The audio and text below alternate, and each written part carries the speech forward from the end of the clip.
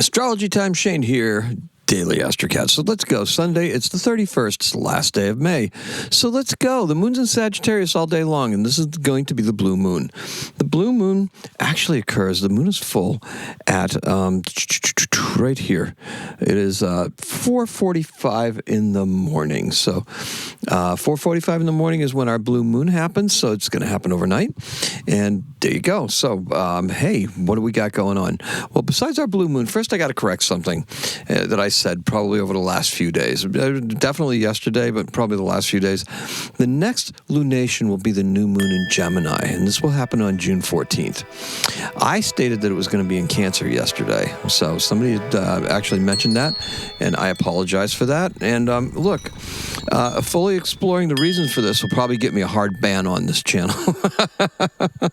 So we're not going to do that. Apparently, I don't possess enough power to manifest blithely skipping over perhaps that day and into the cancer season, right? Just can't do it. And that's quite okay because there's still quite a bit of work that needs to be done here in Gemini. This oversight is a great metaphor for one of the challenges of Gemini season. Too many ideas and not enough time. So Gemini is one of those signs that lose for the last minute. Sagittarius, hey, that's another, right? Geminis can pull this stuff off together at the last minute because they're brilliant. They're scattered. You know, they can just pull it all together and it kind of works out for them. Sagittarians are used to things being in their favor. They can just do it at the last minute and have it turn out. The full moon in Sagittarius and the moon square Jupiter mean that I have to own this, okay? This is something that I need to own because, you know, there was a mistake made, right? I'll use a good chunk of today doing the things that I need to do to avoid making a mistake like this again in the future, right? Because that's what we do. And today's keyword is correction. Now, not that you necessarily may have something you may need to correct, but you might. You never know because the Gemini season just tends to do that. I went down so many rabbit holes, right? And our color is white and yellow candles emitting an orange glow. Where would we be without new ideas?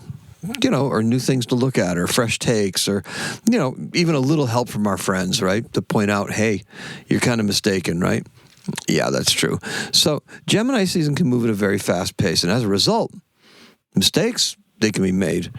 And it isn't because we don't know better, but it's due to the sheer number of diversions that present themselves, right? It's just like, oh, this. Overlook something basic, right? Yeah, something like that. Look, I like to think of them as side quests. Went on a side quest today. Where do we get the historical notes, okay? So here's the thing, however. It causes us to refocus on how we arrived here in the first place. That's important. There's a little bit of spiritual soul searching, courtesy of the moon in Sagittarius. Okay, this is a little bit of soul searching here for you. That spiritual feeling to it, right?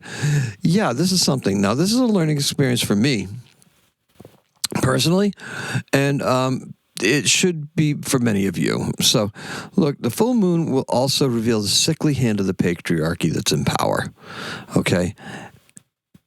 Saturn's energy in Aries has barely been felt on a grand scale. Yet, right? I think that's going to change on June 14th. Reaching a limit will begin to trigger a hard reset.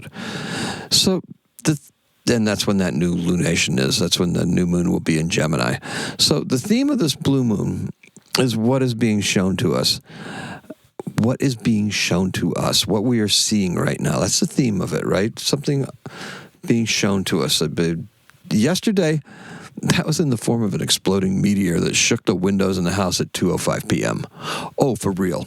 For real. Look, initially it seemed like it was really deep thunder, but the energy of what shook the house was deeper and noticeably different. You know, thunder's more like that crack, whereas this was like a rumble. It very much reminded me of the concussive force of artillery because I grew up next to a training base, and when they would fire the guns off, they used 105s, I think. They tried doing 155s, but they ended up shelling downtown Sandwich. That's happened before. They'd land in Cape Cod Bay too. But yeah, the shells that would be fired,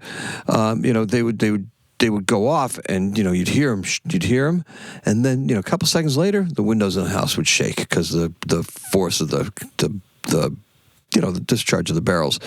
So, and that was something that was just normal. That happened you knew the weekend was a National Guard weekend. So look, very similar to that. So the Meteor 205 heard it and felt it here in Framingham, Massachusetts. So supposedly it detonated off of Cape Cod Bay.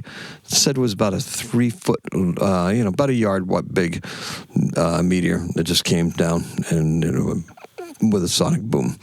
So it was a big sonic boom. It's much different than a sonic boom, let me tell you. So now look, noticing differences, okay? Now, that noticeably different, that shaking and what happened, noticing the difference between the two is an important point, okay? Between actual thunder and that meteor blast that happened at 2:05 yesterday. And that meteor blast was really shook it. Now, we do know earthquakes around here too, but it was accompanied by the sound outside. The sound arrived first before that wave did. The wave occurred right at the end of that sound. So it did have a thunder-like approach to it, and initially it was like, wow, was that thunder? And it was, but no more came. And then, checking social media and stuff, saw that, oh, look, there's this big sound that was out in Cape Cod Bay, a boom. Okay, so anyway, and it was felt all over the region from Rhode Island all the way up to where I'm at, so in seacoast of New Hampshire. So, look, our realizations will lead us towards putting safeguards into place to make sure that we can put the appropriate actions right there. We need to have appropriate actions to address the things that may have been a shortcoming I know that I do, right? But you never know. You don't know what you're going to be seeing or anything like that. Look, we are tapping into what has already been familiar to us. It's kind of like a Cancer theme, right? A Pisces theme, Jupiter, ruler of Pisces, ruler of Cancer, the water signs doing this stuff, right? Mm-hmm. So, in other words, we already had that, okay? We already had that. We had that structure before that kept us from making those mistakes, but things are getting unnecessarily complicated. And it could be not even related to what we're doing, right? It could be external. In my case, it could be work stuff, right? Whatever. Busy all around, busy, getting busier. Mm-hmm. That can lead to it. And that's a Gemini thing. That's those ideas coming and just that general course of action, right? You've got two things you can do about it. You can either own it, try to correct it, and get it done, use your brilliance that way, or you can spin it a different way, which is kind of like another thing that you could do as in a Gemini kind of way, right? Just tweak it a little bit, right? My grandfather used to call those white lies. There's nothing wrong with a white lie, Shane. Really? You just didn't tell the truth. Now, be quiet. Okay, so anyway. Oh, my grandfather. Anyway. Look, Jupiter in Cancer is our lead planet. We'll gladly accept his focus and help us come up with an even better way to use our ability to grow and learn while maintaining our sense of security. Use today to further your understanding of these kinds of energies. And Mercury is sextile Chiron. Okay, so look, Mercury sextile Chiron is going to be, very interesting. It's going to happen later on tonight. And at some level, these realizations are helping us get through a personal challenge that may even be karmic in nature. Okay? This is your reminder to pay attention to sky signals and sky energy for the next few weeks. Because you know what that aspect was yesterday when that thing happened?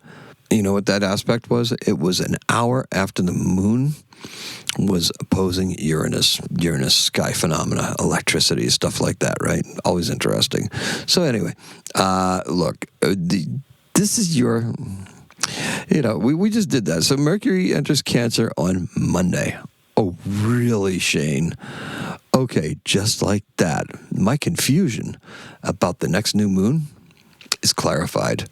Yes, that was in the back of my mind. It wasn't the moon entering Cancer. It was Mercury entering Cancer, and Mercury is the ruler of Gemini. So this is going to be very, very different, right? And look, this is why I may have, done something, it said something about that moon in Gemini, but anything that I construed or that I could be construed as wrong is actually, due to that different lunation, is actually right, because we have the ruler of Gemini, Mercury in Cancer. So that's going to color that lunation on the 14th in that way, more Cancerian, right? As kind of like a precursor to Cancer.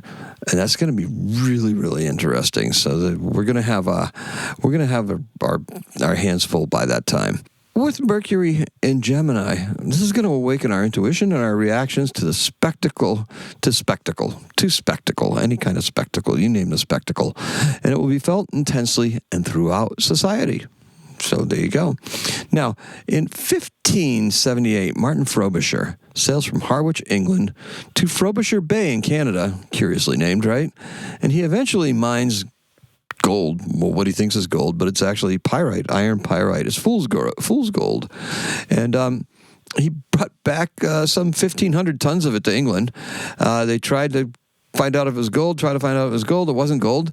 So they ended up using it to pave the streets, and that is famously where they get that phrase that the streets of London are paved in gold. It's not actual gold, it's fool's gold. And our birth is in 1965. It's DJ Casper. His name is William Perry Jr., and he's an American club DJ and songwriter. And coming up this season, you're going to be doing one of his things, because he did the cha-cha slide. Yep, and he's born in Chicago, Illinois, and he died in 2023. And that's all I have for you. Thank you so much for joining me. Appreciate and love every single one of you. Long one again today, right? Gemini season, what are we talking about? Yeah, all these videos have been over 10 minutes. Some of them are close to 12. So that's where we're going with it, right? So our color... Let's recap, shall we? White and orange candles emitting an orange glow. And the key word is correction, as in correction, and then correction and misdirection. Something like that, right? Yep, we've got some stuff to think about coming up. And that is all I have for you. Today's a 5. Happy astrocatting.